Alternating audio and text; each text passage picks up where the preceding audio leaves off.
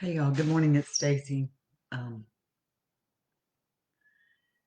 this is Walking in My Shoes, and we are loving my veteran. I'm sorry it took me a minute to get on here. Technical issues as usual. Um, no, this is not probably the best video quality, but it is. Let me get things a little situated here. Alrighty. Just again, I want to say good morning to everybody. Grab your coffee. We're going to talk about communication and taking control and talking to our veteran effectively. Um, my little swallow copy here. We just got back from yesterday, so things were a little tough for me to kind of get situated here. If you've been following us this week, we're talking about us taking back our lives and getting us and understanding that PTSD is not about us. It is theirs, but it does affect all of us. And we've started doing these exercises that I've posted to the group that are kind of like a roadmap of where we are and what we need and finding time for you, which is critically important in this, and finding a good support structure, which is something we all need. So we've kind of laid out the what we need personally and why we're here. Why do we love them? What do we want to gain back? And the only way that we're going to get to that point is when we learn to communicate and talk to each other effectively. It's tough. There's no doubt that effective communication with someone with PTSD is hard. Communication in general is hard, but now we're adding the PTSD element. It makes it super hard. So I just kind of want to talk about that today because I think it is critically important. It preserves us, and preserving us is the only way that we're going to work for everybody else. So it is really important that we do this. um, there's some things you have to understand about PTSD that we get so frustrated with, and that is they can't turn it off. Okay, it is not something they accept. It is that they have total control over. It can become manageable, but they still can never turn PTSD off. So when we learn to communicate with them, so often we find that we allow, and I'm not saying that we, as me and you and us, we allow things to go on in our life, that we just don't want to deal with the conflict. So sometimes it's easier to avoid it. Um, I know for us, Carl talks about that when he did therapy, he learned to put things in boxes.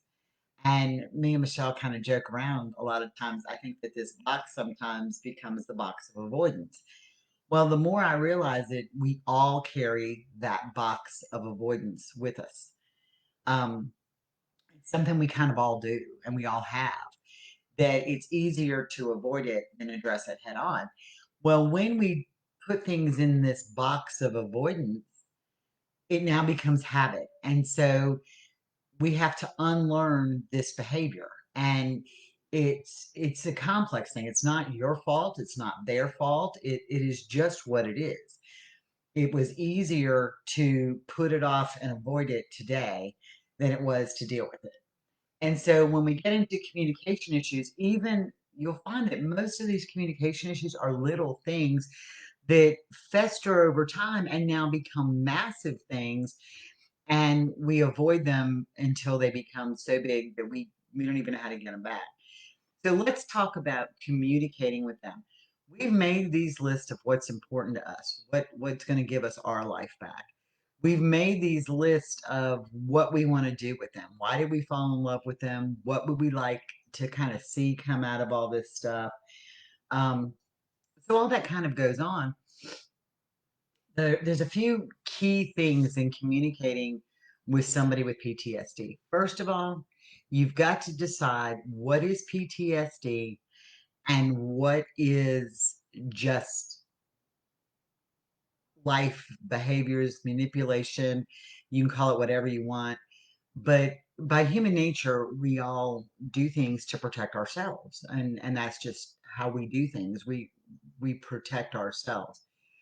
So a lot of times they've gotten in this habit, or they've had PTSD moments, and it becomes an excuse for things that kind of need to go on, and it just gets worse, and before long things are all blown up and out of proportion, and we've allowed it, they've done it, and so it's kind of backtracking to where we go. So the biggest key to communication is we have a lot to say and we want to be heard. Me more so than others. I tend to yell and scream, and Carl will tell you that just totally sets him off. So when we do this, we have to learn to become a good listener. Becoming a good listener is key. And you can take these lessons here and put them in your daily life, and you're going to find that, oh, wow, it works better. But becoming a good listener is critically important in this, because even though they may not share their stories, their specific stories, if you learn to be still and listen, or shut up and listen, you're going to pick up on so many little clues. And I don't mean that negatively, that that's something we have to do, but if you're going to work on the communication side, you have to listen. Absolutely, there's some key things that I have found. I'm kind of looking at these notes that I write so I don't forget to tell you what's on my brain here. Um, don't push them to talk about their specific event. Don't push them to talk. You can say, I'm here for you. Do you want to talk? Is there something we need to talk about? But when they're in that moment, you can't push them to talk. I know for me, it's been overwhelming when I got sick, and all y'all know this, so it's not a secret. But when I got the diagnosis that, hey, this could be terminal, I didn't want to talk to anybody. Not Carl, not my kids, not my mom, not my friends. I needed a few minutes to grasp what that doctor said to me. And so they also have to get minutes to kind of come around. So if they're in a place and they're trying to work through it, sometimes pushing them to talk is not the best option. Now, I'm not saying you're going to avoid whatever the situation was or whatever the situation is. Talk about it at an appropriate time. So don't push them to talk, because then they feel backed in a corner and no communication is good at any point. Now, we kind of laugh about this. When they get talking about something that's bothering them, whether it's PTSD or whether it's something that they think that we've done, or something that kind of goes on, we tend to, it's like the song that never ends. They say what's bothering them, or what you've done, or um, the world has done, or whatever. And an example was, Carl got a friend request from somebody that he was already friends with the other night, and so it just kind of freaked him out. That I won't say freaked him out. It bothered him that this friend request came in again, and is it conspiracy, or is it, I got these messages popping up, is it conspiracy, or is it sorry, I'm making sure they're not to the page. Is it conspiracy, or is it whatever? But this wasn't like a 2-second conversation. This was like a 30-minute conversation. I'm like, okay, okay, mm-hmm, okay, okay, mm-hmm. And so you go through this and you're like, can you just shut up now? But they can't. They have to get it out. So it's kind of like the song that never ends. So you may have to hear the same thing over and over and over again until they get it out. And sometimes that's their way of working through it, is just to talk about it. Um, don't judge. And this is going to be so hard. Don't judge them when they're talking about something. You can't judge them. You don't want to be judged. So why would we do that back? Again, you've also got to remember, there a lot of these guys and women who are veterans, who especially are combat veterans, carry guilt with them, or they feel like that they did something wrong that may have caused the death or injury of one of their buddies. And so, or they've been put in a situation where they had to do something they didn't want to do. I think about my friend's son, James, and they had played soccer with these kids over in country. And the little boy that they had played soccer with for months came with a bomb. And James had no choice but to shoot this kid, or the whole base was going to blow up. And so they've done stuff sometimes that we wouldn't even dream of doing. And so when we judge that, then it only lowers that self esteem. So if they start to open up, or if they start to tell you that they've done something, you can't, don't judge that. You may think, oh my gosh, it's morally wrong. Oh my gosh, it's this. And that's fine. That's something that we have our own support structures here to start to talk about these things that they say to us or that come out, but don't judge them because we don't want to be judged either. So, kind of back to that golden rule, do unto others as you want them to do unto you. When you start to do this, you're going to see so much happen. My biggest thing is I'm a fixer. That's just who I am by nature. I want to fix people. I went into paramedicine. I want to fix people. I can't fix this. Okay. I cannot fix what Carl has going on. I cannot take it away from him. I cannot fix it. So you can't sit here and say, baby, I'm going to fix this for you because you can't. And when you say, I'm going to fix this for you, and you don't follow through in that and it doesn't fix it, then it creates that seed of doubt and that seed of mistrust. So, verbiage more along the lines of, I don't know how to fix this, honey. I wish I could fix this. I wish I could take this away from you. I wish I could do this. And I know I can't, but I'll be here for you is a much better verbiage than I'll fix it because the reality is you're never going to fix it. So now you're developing this sense of trust and honesty. Okay. Um, saying it's okay. Tough. We want to say, babe, it's all right. We're going to get through this. Honey, it's okay. Whatever you did that was so bad, it's okay. It's not okay to them. If it was okay to them, they wouldn't have PTSD from it. So using verbiage like it's okay, it is not good verbiage. Or when they have their fit of rage, which we all know happens at times, and they break the picture or they put their hand through the wall or they do something, and when they're done, we're like, it's okay. No, that behavior is not okay. It's not okay. It's not the time to tell them it's not okay in the middle of the event. But after the event's over and things have kind of mellowed down, you can go back and say, look, um, your rage and your when you're in that mood, and I know you can't do anything about it, but putting 95 holes in our wall is not okay. So if you want to have a specific place that you want to hit, hey darling, if you want to have a specific place that you want to, I got that they want to hit on, um, whatever, and not tear up your pictures and not do whatever, that's fine. Redirect the place to a place that it works. We laugh and it's kind of sad in a way, but we laugh. Our poor bathroom door looks like death warmed over. Okay. Can I just say it looks like it's been through a combat zone? Because when Carl gets in that mood and that rage, and rage and anger are a symptom of PTSD, you're not going to take that away. Okay. So it's going to happen. Accept that, but take it in a more positive aspect.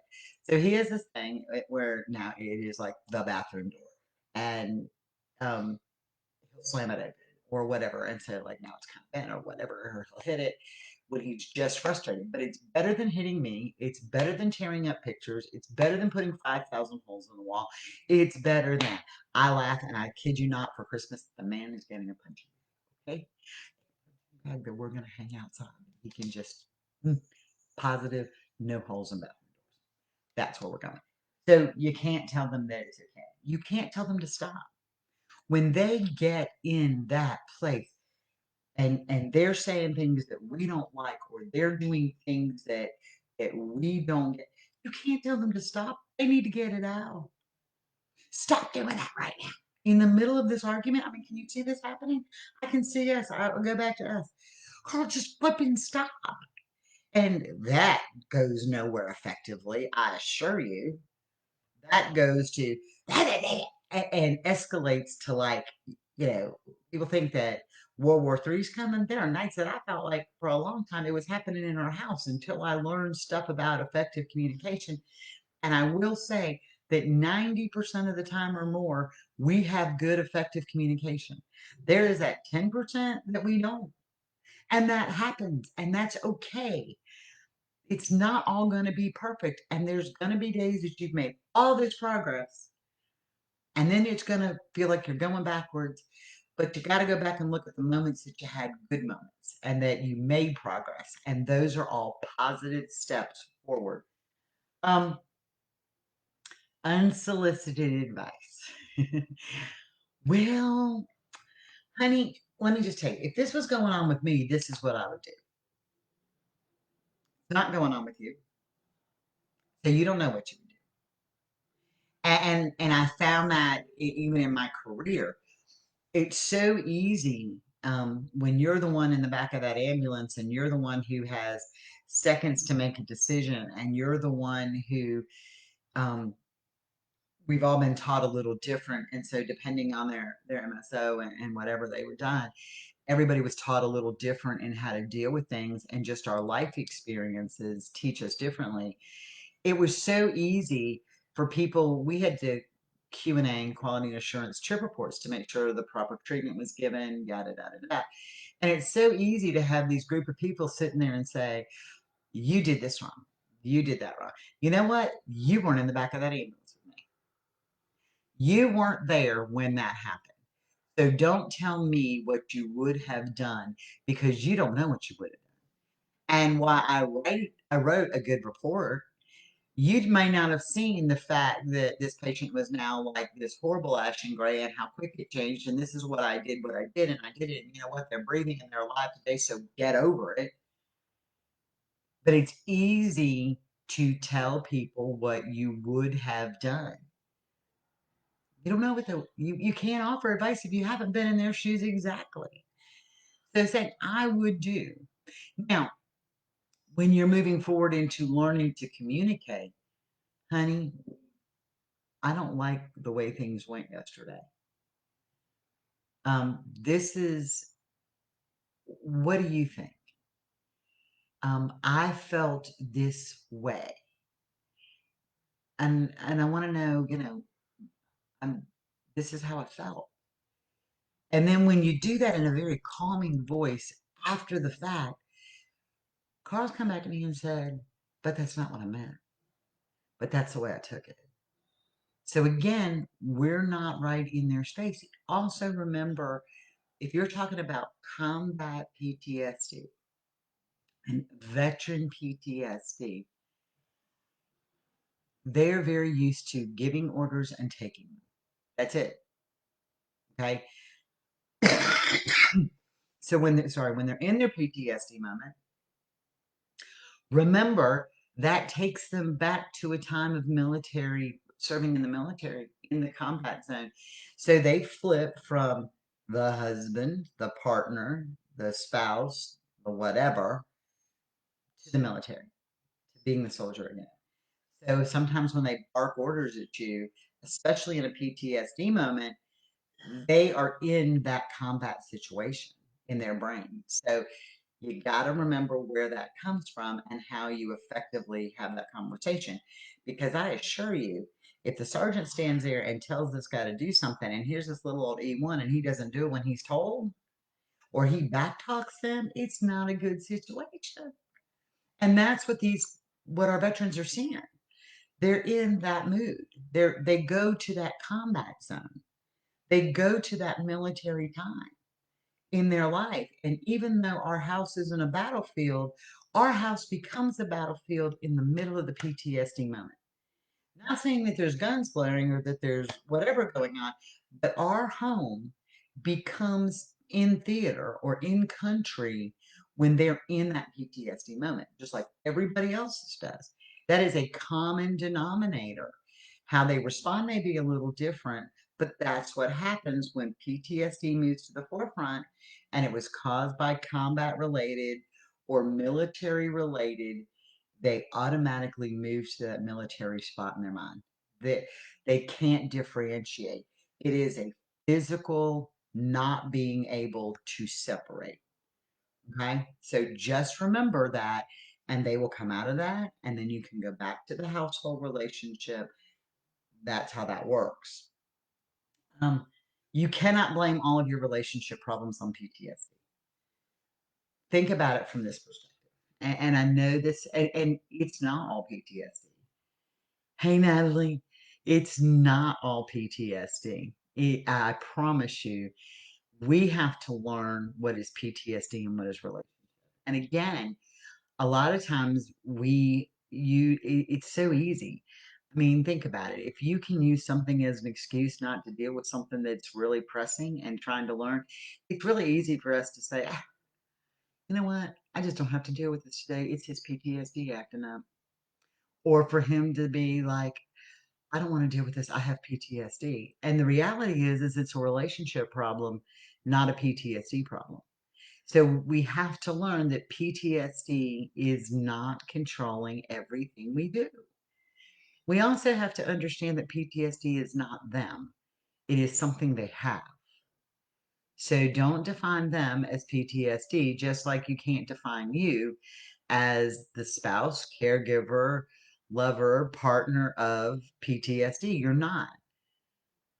I am Carl's. He is my soulmate.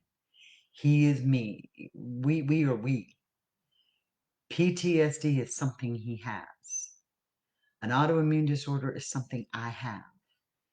Do I help him through his PTSD moments and support him and love him through them? Absolutely. Just like he loves and supports me through my autoimmune moments. But he doesn't have that, is not who he is. So keep that in mind when we're going forward. We can help each other through the moments, but it isn't either one of you. PTSD isn't you, PTSD isn't him. Keep that kind of where we are. And don't blame your relationship problems on PTSD. Um, when we minimize the traumatic experience, it can be something so minor. And Jeremy has shared his story, so I don't mind sharing it here. When the Green Ramp um, incident happened, and I'm not sure how many of you are familiar, but it is really worth looking up to kind of see that was PTSD in its most magnified way possible. So there are a bunch of soldiers getting ready to jump, and they got all their gear, and they're sitting in the staging area, and then whatever, and two planes collide coming in, and the result is that one of the planes hits another one, and there's this massive fire on the Green Ramp, and there are literally hundreds of people on the ramp, and this fireball is coming towards them, and people died and people were severely injured, and it was horrific. So when you want to talk about where that PT, now that was here in the United States, it happened here, not in a combat situation, but in a military situation. Okay. So fire happens, people are dying, you're hearing the screaming, you're smelling the burning, you're smelling the fuel, which lasted a very long time. Now you're triaging all these people. So now you have a whole nother group of people who you have the people who are injured, the people who are dead, the people who saw it up close. You have a whole new group of people who are triaging it. Now they've taken these people to hospital emergency rooms, which are completely overwhelmed, and they're seeing burn victims. So now you have EMS providers and medical providers. So you want to look at how the PTSD can scroll down. It does, but you can't minimize it. And then you have the guys that were there that weren't on the green ramp who felt guilty because it wasn't them. or felt guilty because they survived. So while the PTSD moment may be caused, and in Jeremy's case it was from not being on the green ramp, but being there. And when he went to the memorial service and they wheeled the people in on gurneys and people were burned and people were in wheelchairs, it dawned on him that could have been him. That his family could be the one sitting there for the memorial service, that he could have been the one injured, and that had he have been there, things may have been different. So don't minimize their experience, because it's easy for us to say, well, you came home, you have all your limbs, what are you so uptight about? That is a big portion of why. The guilt is horrific. So don't minimize that thing. Well, you're here today. But I don't understand why you're having this moment. You're here and so many other people aren't. Be careful in that communication. All you're doing at that point is increasing their guilt level. Am I grateful that Carl is here? Absolutely. He is the best thing that ever happened to me in my life. But minimizing what he went through? Never. Do I hate the fact that he has PTSD? Yes. Do I hate PTSD? Absolutely. Do I hate what it does to him? You got that right. Do I hate what it does to us? Yes. But I don't minimize what he's been through. I will never minimize what he's been through. Because I'm telling you, when you talk to these veterans and you really listen to what they have to say, that's why the suicide rate is so high among our veterans. Because the pain that they carry with them every day in that movie in the back of their mind, it stays in the back of their mind, is to them is so much worse than if they would just. So don't minimize it. You're going to spiral them into a place they don't want. Ultimatums and demands. If you love me, you're gonna get help. You want to talk about button heads? Yeah. Do I think they need help? Absolutely. Do I encourage help? Absolutely. Do I think you have to find the best help available for your veteran at your space, in your situation, and for you? Absolutely. But when they ask for help, and depending on how their past experiences have been treated,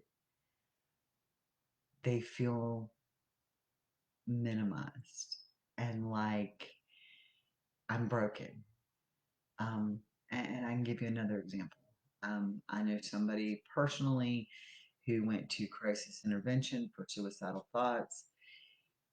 That person has been out of the crisis center. They kept him 72 hours. He's been out of the crisis center now for going on 14 days. Just 2 days ago, he had a video, last Friday, he had a video assessment with the VA, and it will be another 4 to 6 weeks before they get him scheduled. So if they need help today, or they reach out for help and then they feel minimized by that help, putting a demand is not working. So they feel worthless. Why should I get help if I'm telling you I need it today and you're telling me my life isn't worth it for another 4 to 6 weeks? Sometimes getting help is tough. But when you become their partner and you work through this together and you learn effective communication and they learn to trust you completely, and then things come, hey, I found this. What do you think? And kind of let them mull it over. And they'll say, but I've been down this road before and I'm not going to do it again. Da, da, da, da, da, da. And we hear it. And you say, you know what? It might be something that can help us further where we are. And it doesn't matter if it takes 8 weeks. And you matter to me, and I'll be your advocate. Once that level of trust comes in, you're much more receptive. But placing demands is very difficult. When you tell them to get out, it is very tough. You're telling them what they're doing wrong over and over and over and over and over again. So all you're doing is bringing them back to this level. Do we want this to go on? No, we don't. But it's fueling this fire. So creating a sense of safety and safe place and working through them. And yes, your ultimate goal may be if things don't get better, I can't live my life like this. And that's fine. Remember, I told you self preservation is great. But learning and having tools that are helpful is something a lot of us don't have. This is the component of veteran PTSD that's missing, is giving spouses and partners the correct tools to deal with what we're dealing with. Um, and here's a huge thing, and we need to wrap this up too. You can't take over a conversation with your own experiences. And for us, it's very hard sometimes to communicate because I have PTSD from being in EMS. It is not the same as combat PTSD. So when Carl has a moment, it's easy for me to say, well, when I have it, I had a gun pulled through my head because the woman was dying, was dead, and I couldn't bring back as good as a paramedic as I was. You can't bring back dead, okay? But I had no connection to this woman other than we get the call and we're gonna go treat her. I didn't know her. I didn't never seen her before. Yes, it was traumatic on the family. Yes, having the gun was traumatic, but you can't compare that in my experience and what I went through to him watching his buddy die. Okay, where you had that connection. He cannot compare his experiences with me having trauma happen over and over and over again over 20 years that I dealt with every day and didn't come out of theater and calm down and then go back. I would work and then have a night off maybe and then go right back to it, or a call and then go right back to it. So you can't compare those two experiences. We both dealt with 9/11 very differently. He saw it from one perspective, I saw it from another, and it was very hard for us. So be careful not to put your experiences, especially when we're having a PTSD moment, we're talking about those things. You can't put your experiences into their situation because you haven't been completely in their situation. Just like when we support each other, we can give you advice and we can tell you what's working for us. But I'm not living in your house every day. You're not living in my house every day. We don't all come with the same baggage. Spouses and our partners, we're not all in the same place. We're talking about male versus female versus some of them had sexual assault, some of them were combat infantry, some of them were on carriers, some of them, I mean, there's so much that are variables that we can't sit here and say, you have to do this because when I try to tell you and open up about what's going on with us, I tell you from personal experience and talking to other people and kind of put it all together. Is it all going to work for you? Absolutely not. Is some of it going to work? I hope so. I love the feedback I'm getting where we've had this happen and we've had this happen and this is what's happened and this is what works for us, because that's what I take and share with everybody so we create a stronger community. All right, so I'm late again because I got one in my mouth. um, I will get the Word documentation that goes with this particular episode up on the page this afternoon. Um, I'm going to take a minute and then I'm going to enjoy coffee, um, conversation, and collaboration with my dear friends at Behind the Service Podcast. If you're not joining them, you need to. They are amazing. Go to Behind the Service Podcast. It's a group. The links are there. We have the best time. We talk about everything. I know that last week we kind of had a pop up spouse only group that we did at 3 o'clock. And I've been asked to do this again. So on Tuesdays, and we will try Thursdays at 3 p.m. Eastern time. We will do walking in my shoes support. I'll set those links up today and put them on the pages and on the stuff. So this is spouse partners only. We're keeping the veterans out so we can kind of talk about how we feel without being judged. Also, do not forget on Thursday nights, we do Let's Talk where we bring everybody together and kind of get a great perspective from everybody. Again, I cannot thank you, ladies and gentlemen who are here enough. Um, this is how we're going to change the culture.